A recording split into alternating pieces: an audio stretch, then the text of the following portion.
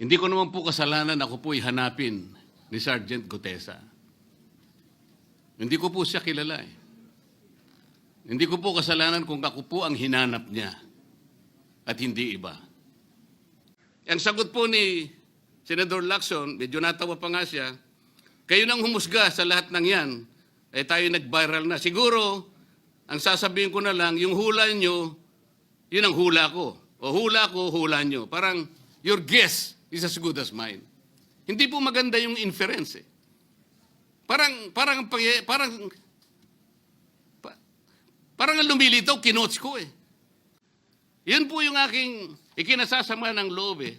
Hindi po tayo dapat mag-away-away. Iisa po ang ating layunin. Ang ating bansa ang pinaka-importante sa ating lahat. Sino bang natatakot kay Martin Romualdez? Marami po siguro dito sa kapulungan ito. Pero hindi ako natatakot kay Martin Romualdez.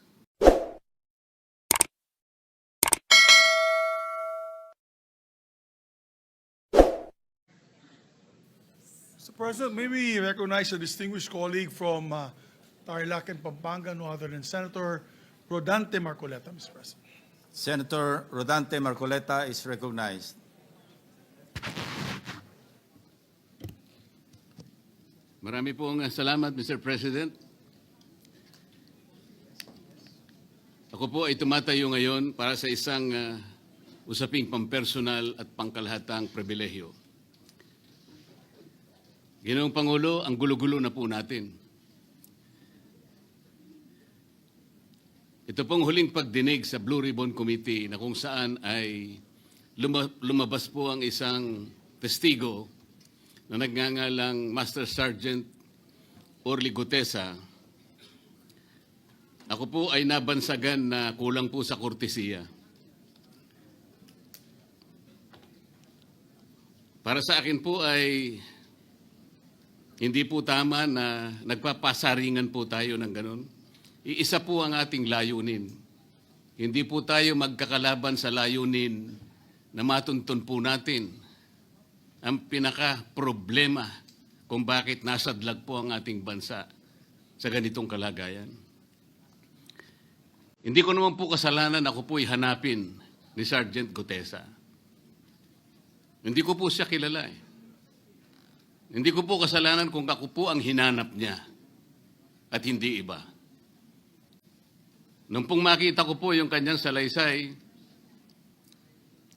ang sabi ko lamang po sa kanya ay, kung malakas ang loob mo talaga at naniniwala kang dapat mong gawin ito para sa iyong bansa, dalawa lang ang pwede mong gawin para sa akin. Ipanotaryo mo yan, at kung malakas ang loob mo, bukas ng umaga bago mag-alas 9, kailangan nandun ka na sa Senado. Alam po yung notaryo, para sa akin lang po yun eh. Gusto ko lamang siyang testingin kung talagang totoo nga ang kanyang mga gustong banggitin. Ang pinakamahalaga po ay haharap siya, tatayo, at susumpa sa kalagitnaan ng pagdinig. At doon ay pakikinggan natin. At doon ay sama-sama natin siyang i-interpolate. Tatanungin. Nakita naman po ninyo kung paano niya sinasagot ang bawat tanong. Walang pag-aalinlangan. Siya lamang po ang natatangi na testigo na kumonekta sa pangalan ni Saldico at Martin Romualdez. Wala nang iba.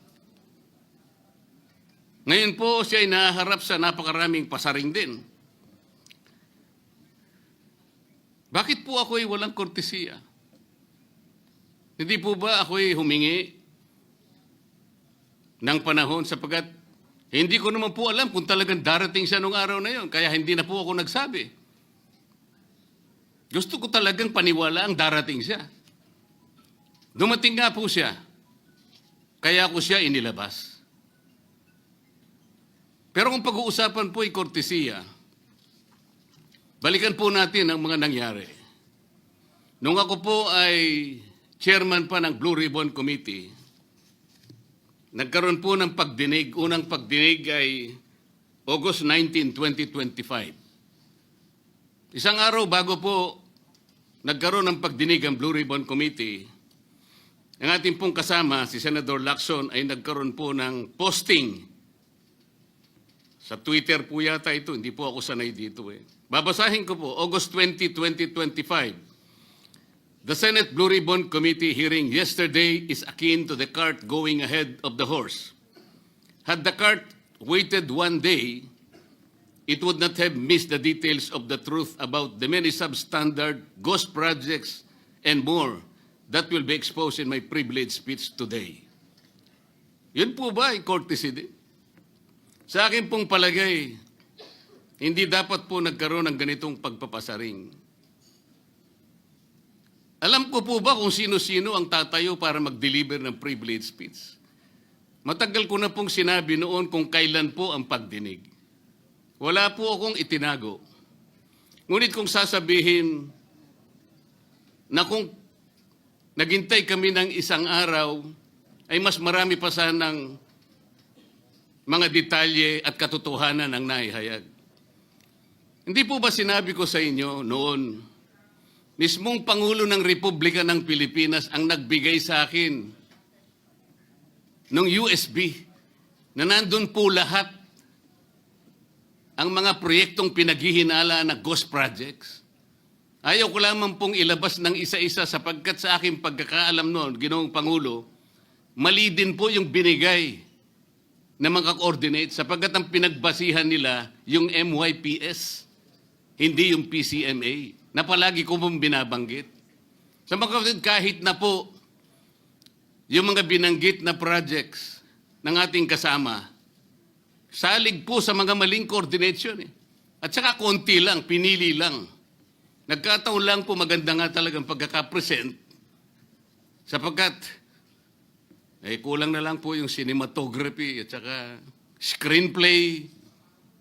Kung meron pa lang sanang sound effects, baka nandun yun eh. Huwag po sanang ganun magpasaringan tayo. Iisa po ang layunin natin dito eh. Yung matukoy natin kung sino ang merong utak dito. Na ngayon po ay unti-unti na pong naihayag. Sino bang natatakot kay Martin Romualdez? Marami po siguro dito sa kapulungan ito. Pero hindi ako natatakot kay Martin Romualdez.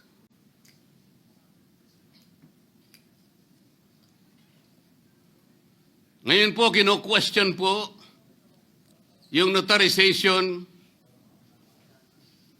ng statement ni Gutesa. Dahil yung babae po, yung abogadong babae, nag-notarize, tinalikuran po niya ang yung kanyang signature, yung kanyang pirma. Nandyan po ba yung assistant natin para ipakita po natin? Ayan po yung huling bahagi ng dokumentong ninotaryo doon sa opisina ng abogadang babae na ngayon ay tinatalikuran niya ang kanyang pirma. Doon sa right side po, ayan po yung ninotaryo sa dokumento ni Gutesa. Yung kaliwa po ay iba pong dokumento. Tingnan po ninyo yung pagkakahawig. Ibig po ba ninyong sabihin, Ginoong Pangulo, yun pong notarial details, na yun po yung kulay blue, na kung saan nandyan yung PTR, nandyan po yung MCLE number, nandyan po yung kanyang roll number, ang kanyang address. Nakuha po ba ni Gutesa mula sa opisina ng abogada at in-stamp niya? Pagkatapos po yung detalye na nasa bandang kaliwa na kung saan makikita nyo document number, page number, book number, series of 2025. Makukuha po ba ni Gutesa mula sa libro, mula sa notarial register ng abogado? Paano niya makukuha? Tingnan po ninyo yung kabila, ganun din. Bakit po natin hahanapan ngayon si Gutesa at sasabihin pa natin dahil lamang tinalikuran ng babaeng nagnotaryo ang kanyang pirma? Pangkaraniwan na po kasi, Ginoong Pangulo, kahit pumunta kayo sa maraming lugar na kung saan nagnunotaryo, hindi nyo po makikita roon ang abogado. Iaabot nyo lang sa kanyang papel ninyo, pagkatapos isosoli niya sa iyo, pagkatapos nyo magbayad. Itatanong po ba ni Ginoong Gutesa, bago siya umalis, tatanungin po ba niya doon sa babaeng kausap niya kung sino man yun, Madam, kayo po bang may pirma nito? Wala pong ganun eh. Ngayon, kung tatalikuran po ng abogado na yon ang kanyang pirma, ako na po mismo ang magdidirect ng prosecution sa kanya para ma-disbar siya. Sapagkat ginagamit po niya yung opisina na yon. Pakita po ba natin, pwede po nating ipakita yung opisina, yung kanya, ayan po yung kanyang lugar.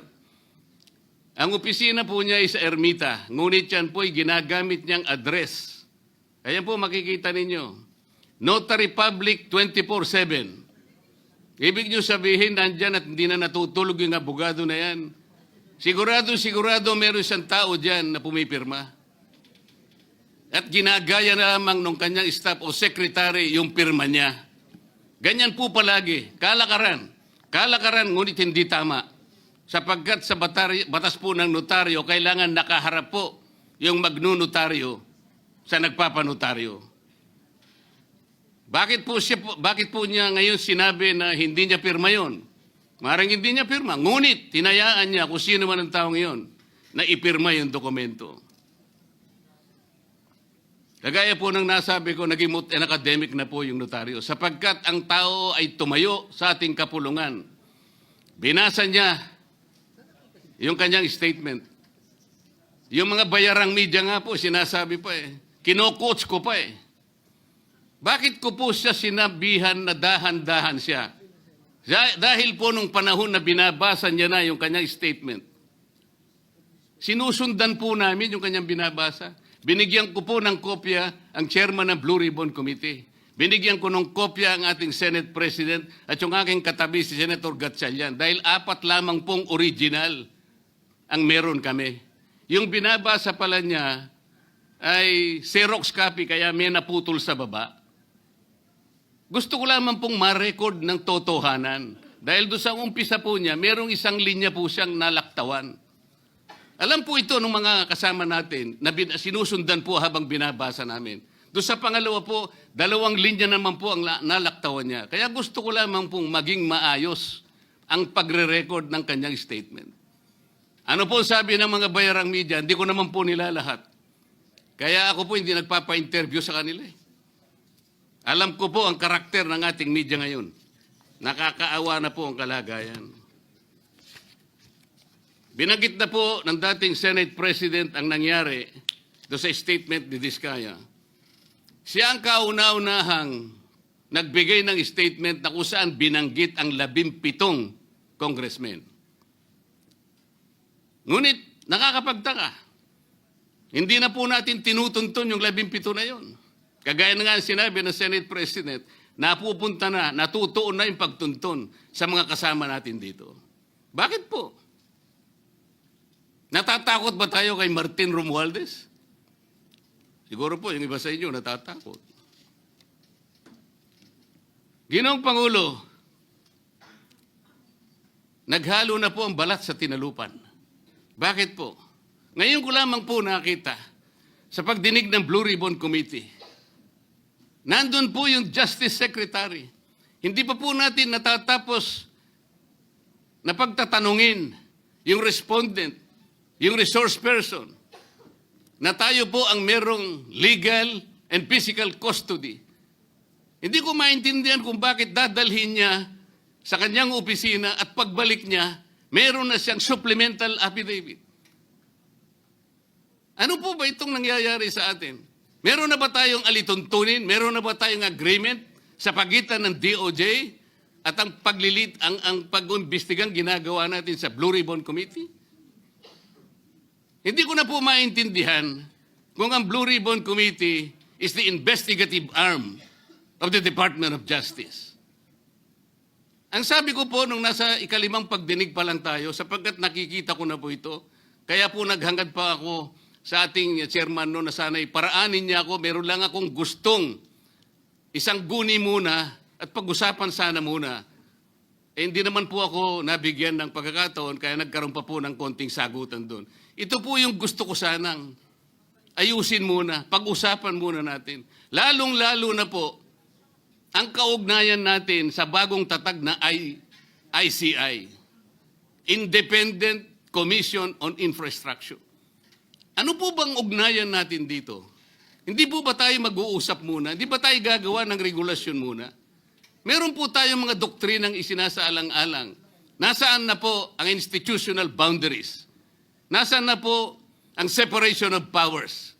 Nasaan na po ang system of checks and balances? Di ba natin isasaalang-alang ito? Dadalawang tao lamang po ba ang mamamagitan sa pagitan ng mga institusyon na ito? At mawawala na po kami sa picture?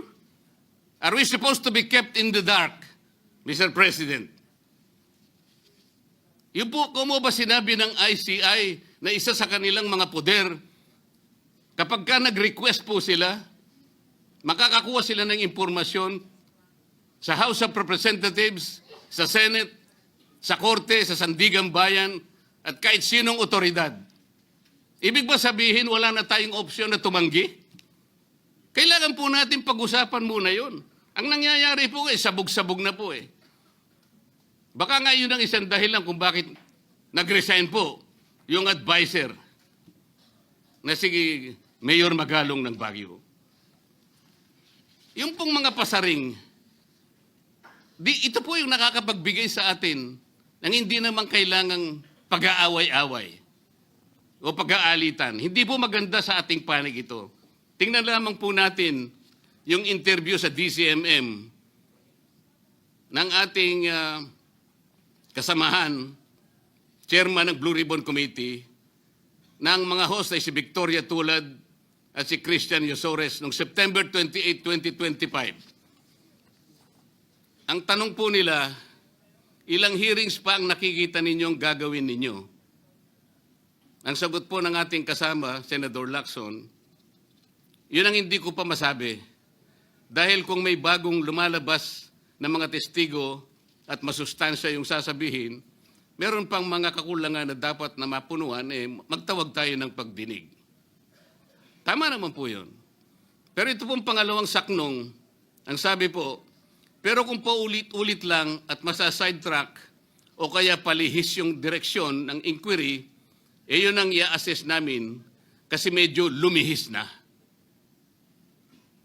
Ano po yung lumihis? September 28, dito lumabas si Master Sergeant Orly Gutesa. Lumihis po ba o dumiretso? Mula kay Saldico, ikinonekta po niya kay Martin Romualdez. Sa akin palagay, dumiretso po, hindi tayo lumihis eh. Pagkatapos tinanong pa po, do you think po, coach po si Gutesa? At iba pong observation, baka si Senator Rodante Marcoleta dahil parang sinabihan siya nung nagbabasa siya. O nalimutan mo, balikan mo itong paragraph na ito. Naipaliwanag ko na po kung bakit ko lamang siya sinansala at sinabi kong balikan mo sapagkat meron nga po siyang nalalaktawan base po sa sinusundan namin na binabasa niya na dokumento.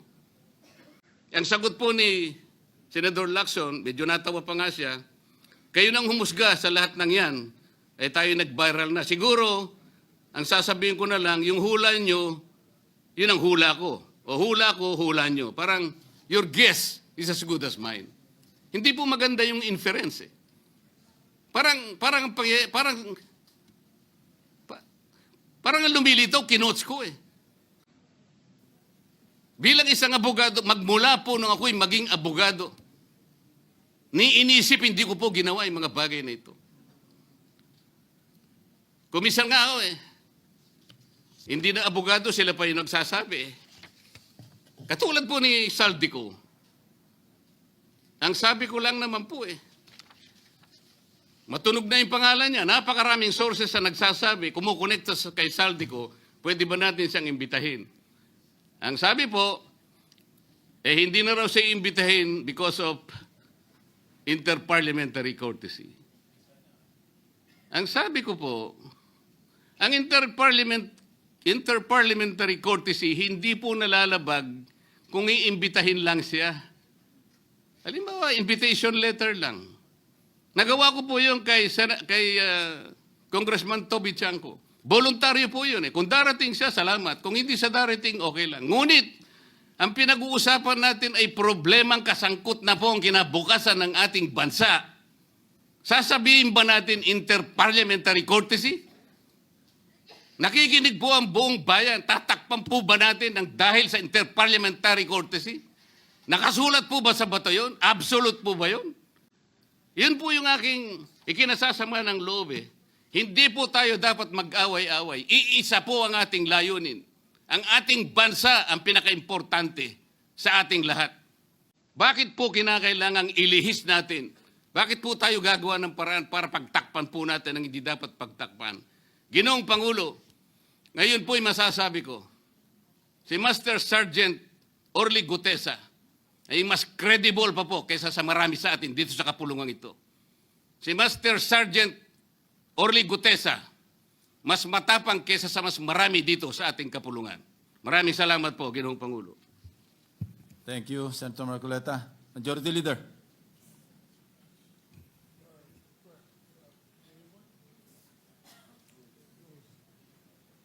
Mr. President,